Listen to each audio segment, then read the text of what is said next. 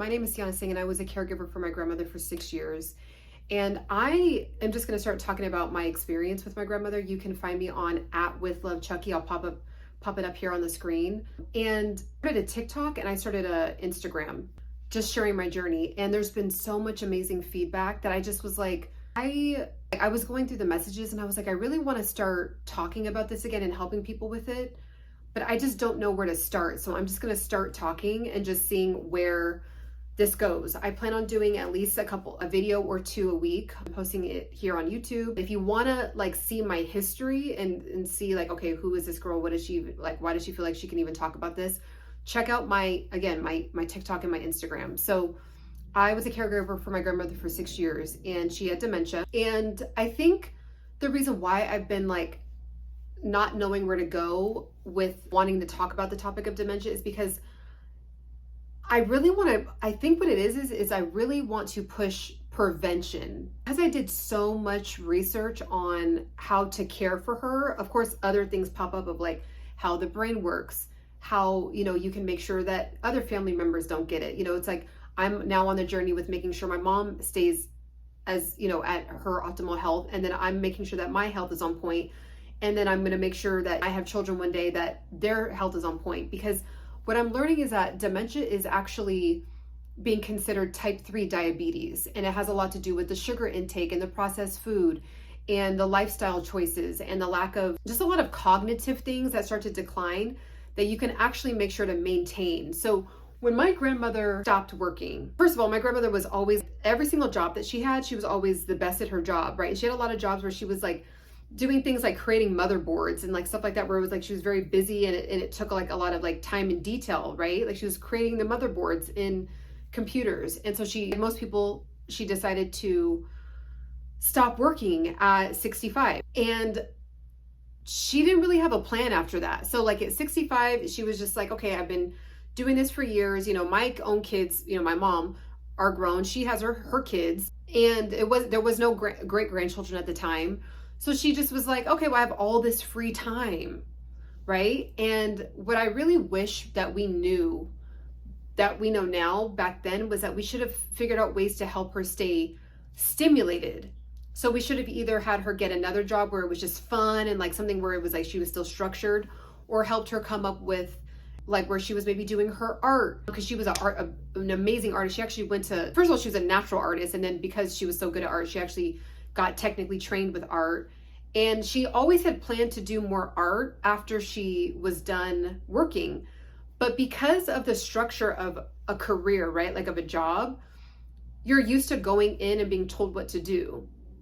So when she didn't have that structure anymore, it was she didn't know how to create it. And we didn't know, I was a kid at the time when she decided to retire. I was a kid at the time when she decided to retire. And my mom was, a working overtime single mom. So it wasn't she had time to help her mom. We just didn't know that there would ever be something that would develop into her having dementia. Now, granted, is this the only reason? No, but I think that this is part of the reason why her dementia did come on. And so for years, she just literally sat in her room and watched TV. That was it. So she planned on doing the art. She would buy a lot of art products. But then the art products just ended up stacking up. And there was no structure of okay, so every single week, I'm going to do this art project. And then I'm going to work on it from 12 to 4 every day. And then I'm going to take my lunch break. Because she was so programmed for so many years from a job, that I think a lot of times when people when they retire, they really don't know what to do, especially if they weren't an entrepreneur. They don't really have the programming or the structure to create a structure. So she just watched TV. That was it. And over time, she just kept not being really stimulated. She wasn't using her, she wasn't going on walks. She wasn't working out. She wasn't, her eating was really, really bad. All of our eating was really, really bad when I was younger. It's we were just, my mom was a single mom. My grandmother did live with us. And so, our eating was the basic, worse than the American diet, just eating really, just trying to get by, basically, And so I think that, we weren't staying on top of her diet. She wasn't staying on top of her diet. We weren't really encouraging her to work out. I mean, she actually would, it's interesting. It's she knew and this is just coming off the dome. So again, excuse me if I'm kind of just going off on a tangent, because this is just a genuine reflection of like, I'm like, okay, what could we have done better? What can we do with my mom? What can we do with my uncle and my aunt that are my grandmother's children to make sure that their health is up to par? Where could we have made a right when we allowed her to keep going left, right? So again, she wasn't active. She would buy like fitness stuff, fitness equipment. She bought a bike. She never bike, and I think she sat on it to like take a picture. This is my turmeric tea, by the way. Turmeric is very amazing for you and amazing for the brain. But I think that was the only time she got on it, was to take a picture. She would buy dumbbells and like things like that, and she never used it. And I just think if I could go back in time, I just wish I had the knowledge as a 13, 14, 15-year-old to be like, Grandma, let's play with me outside, or let's go ride our bikes together. Or, if you have a loved one and they plan on retiring soon, please make sure they have some kind of structure or doing something. That's why there's a lot of older people that like are working at Walmart as greeters. And I think that's really amazing, because it does keep them stimulated. Like, just because you retire at 65, it doesn't mean you just don't do anything with the rest of your life. Like, people are easily, comfortably living to 100 now. That's a lot. That's 35 years. That's a whole generation and then some left of your life. Like, you can travel the world, all these things. So just make sure to have if you're watching this as someone that's going to retire, make sure to have a plan for yourself. If you have a loved one and they're about to retire, make sure that they have some kind of plan. You help them out with that, really put in effort, and then start getting them on some kind of plan with their health and nutrition. I think that, my grandmother, she ate a lot of pork rinds. She drank beer every single day. She did smoke for a lot of her life. I think my mom had given her an ultimatum. She was like, you can't be around your granddaughter if you're smoking. So she actually quit smoking. But from like 14 to like when I was born, when she was like 40, I mean, she was smoking her whole life, because it was like the cool thing to do in the 50s, 50s, 60s, and 70s. Like, that's what women did. It was like cool to smoke. And like, we didn't know how bad it was. So she smoked. She didn't have a fitness routine. She didn't have an active lifestyle. She would eat pork rinds, like cup of noodles and like those like quick noodles. Like, she loved those. And I actually learned that those noodles, it's like the noodles in the packages, you just like literally put it in a pot and it has like, I don't even know what it's called. What is it? Top ramen. I actually learned that top ramen, there's actually evidence that it's actually perpetuating dementia. So there's nothing in it. It's just literally processed junk. And so she would eat those every day. And I mean, I'm a kid, my mom's young too. We didn't have any nutrition. Like, we weren't thinking about that. So we're like, oh, whatever. She loves top ramen. But like, that's all she would eat. She wasn't eating fruits and vegetables. And, it was like a lot of fried food. And just the whole combination of her lifestyle, I think it perpetuated those things it ignited those things to come into her realm, with the dementia. And then she ended up having dementia. She went on the journey for about a solid, maybe like 13 to 15 years. And then the last 6 years were just really, really, really tough on her, on the family. I just feel so bad that her soul is at rest, because what her body went through, I would not wish that on my worst enemy. So I think that's why I'm like, what do I even do with, I have a passion for wanting to help people with this dementia journey, but I think I'm leaning more, it'll probably be a combination, but I think I'm leaning more toward dementia prevention or prolonging it from ever even coming on. Because I do know that it could be in your genes and things like that, but there's so much evidence that's coming out where it's not just your genes. Because that was like the idea that, oh, well, if you have the gene for it, you're just going to get it. And it's not true.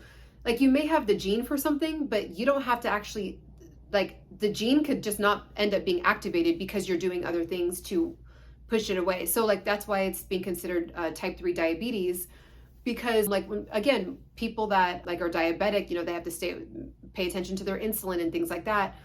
And so they're finding that with dementia, a lot has to do with like processed food, processed sugar, and things like that. And so if you have a healthier lifestyle, it's like you never even ignite the gene.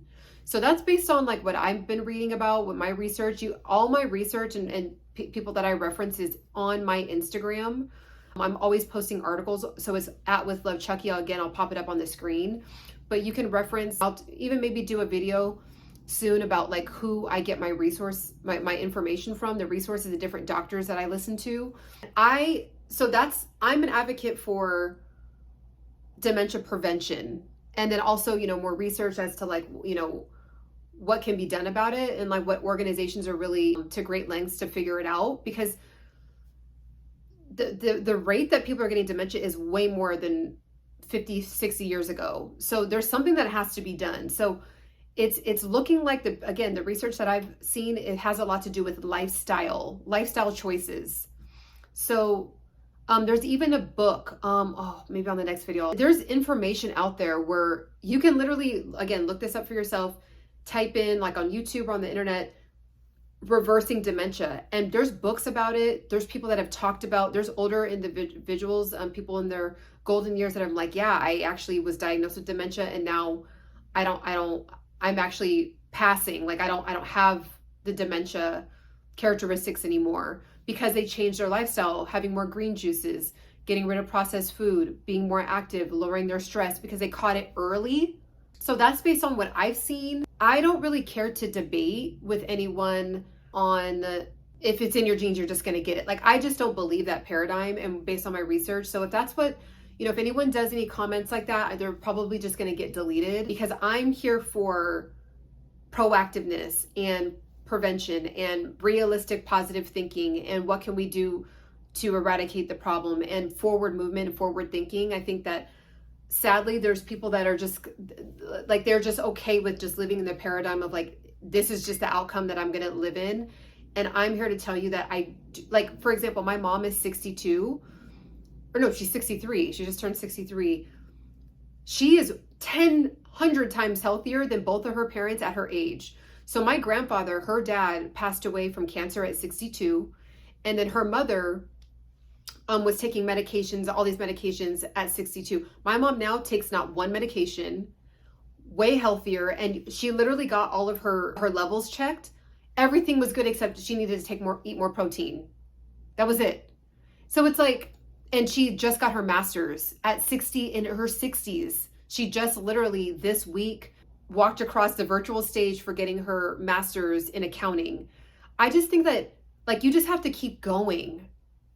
From what I'm learning about dementia and why it starts to come along for most people. And again, there is a tiny percentage where like they did like their lifestyle was normal and like they got dementia. I'm not talking about like those rare cases. I'm talking about like, from what I'm learning, that you can actually prevent dementia with keeping your mind sharp, being surrounded around community, having an active lifestyle, less processed. It's like, that's just what I keep coming across. So let me know in the comments what other things that you're coming across.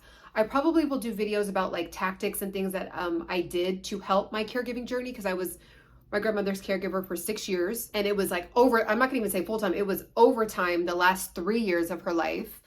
And so I learned a lot. So you could see that, I mean, you could see me, no hair, no makeup. I said no hair, I have hair. I had hair in the videos, but hair not done, no makeup, sweats on, taking care of my grandma. And I shared that journey on my Instagram. So I will be talking about like, now that I can reflect back and like I did a lot of healing and like, I think you kind of never really stop grieving over someone that was such a huge pillar in your life. But now that I have more of a clear mind and my nervous system is like more healed from that journey of going on that journey with her, I can like reflect back and talk about things that I did really, really well, and talk about things that I could have improved on, and that will hopefully help you as you are on your caregiving journey right now. So that's what I want to talk about. It's kind of a rant, but definitely subscribe. Check me out on my TikTok and my Instagram. Let me know what else you guys want to, if you're like, hey, start talking about this, or I want to learn about this, or I want to know about this, or what's your opinion on this? Let me know in the comments. I'll be happy to do a video on it. So that's it for now, and I will see you on the next one. Bye.